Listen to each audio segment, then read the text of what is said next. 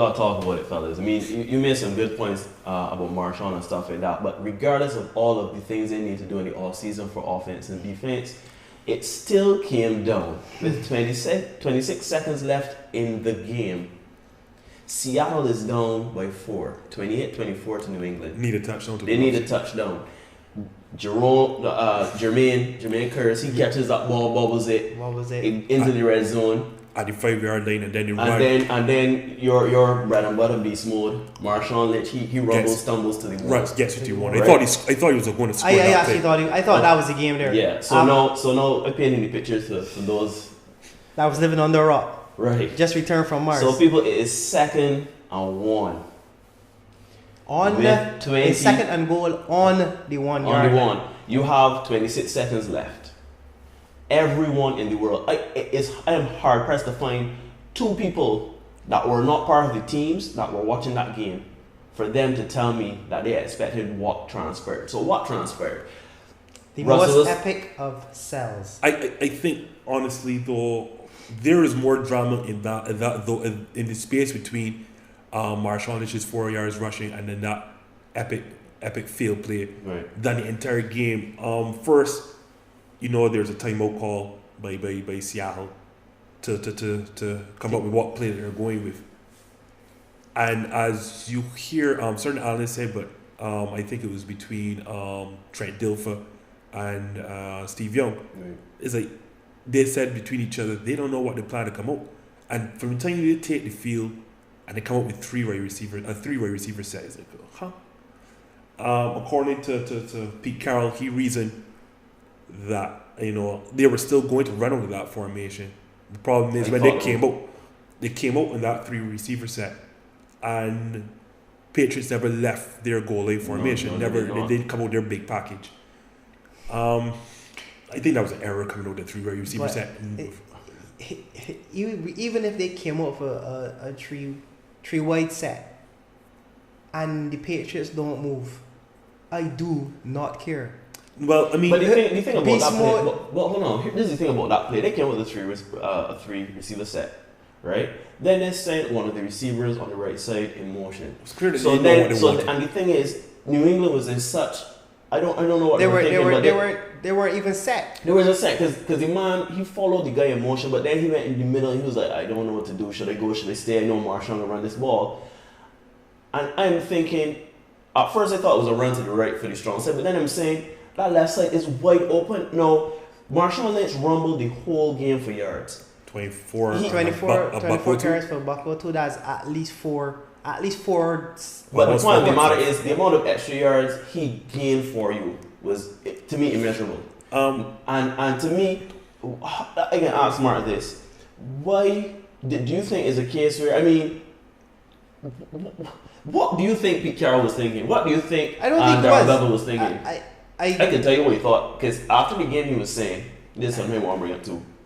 After the game he was saying, that they have one timeout. Yeah. So they were thinking that they pass, whether it's complete or incomplete, they still don't take much time off the clock. It's a dead clock. So they don't have to call timeout. And from there, he was thinking essentially on 3rd and 4th down. And then he goes and runs, and then he has the timeout to break up. And if that is what they were thinking, then they already lost. If you're looking at that situation, for all the marbles, this isn't game 1, this ain't game 5, this ain't game 8. This is for all the marbles and to be the first repeat champion in this decade. Right? And you're thinking about wasting a down with a throw. That is, to me, well, I don't get paid the millions, but if you're gonna think like that, to me that is showing that you don't think you can get it in these if you're looking at a waste play. Personally, if you wanted a pass, it had to be to the end zone, to the corner. It had to be a fade, a jump ball for the same Chris Matthews. I know since they switched and put the taller DB on him, he wasn't getting as much separation. But the worst that could happen, unless the DB makes a miraculous play, funny enough, the worst that's going to happen is that you're going to tip this ball out the back of the end zone. Right. And with a fade route, fine. But you call a pass play, what essentially is a pick play, over the middle by the goal line. Right, and but the whole thing is, I think it always lost when you spend a timeout and still come out not knowing what you want to do, and out of that timeout you still want to run, because I get the feeling they still want to run out of that three-way receiver set. The issue is when Patriots never substituted.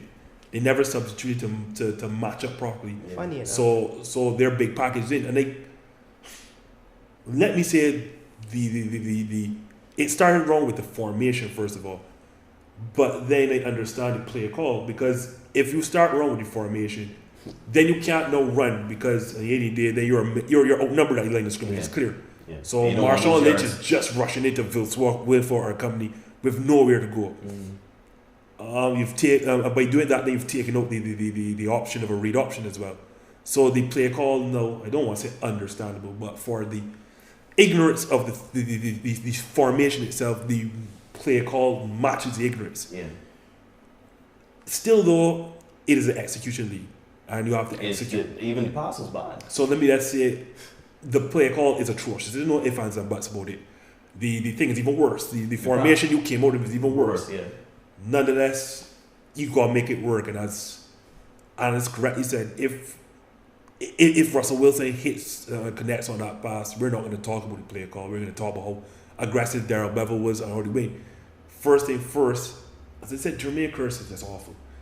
He is Tell us how you really feel, Justin. He is supposed to get the pick on he's supposed to rub Sam Butler off of it was Lockett. He's supposed to get the pick. He gets jammed at lane of scrimmage. Of all times to get jammed, you get jammed there, so you never get the pick. So Butler has a free release at the ball. That being said, you can't lead that play. You cannot lead Lockett to the end zone. You have to give him the back shoulder, which is with his left hand at the time.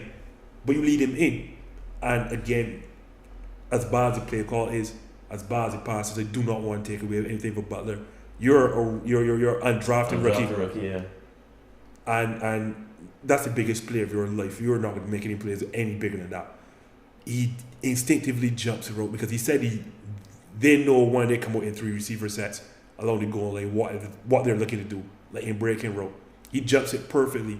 And again, these Seattle really needs to go back to this draft and invest heavily, because as much as Lockett in there, you know what's coming. Lockett never gets between Butler and the ball. Never does. And there you go. I mean, it's a bad pass. It was about everything. It was about everything. I mean, execution was terrible. Well, going back, what was the old saying? If you start wrong, you end wrong. But to kind of finish up this segment, because I mean, we could talk about this all day, but long and short, everything was bad on that play. Offensively for Seattle. Everything.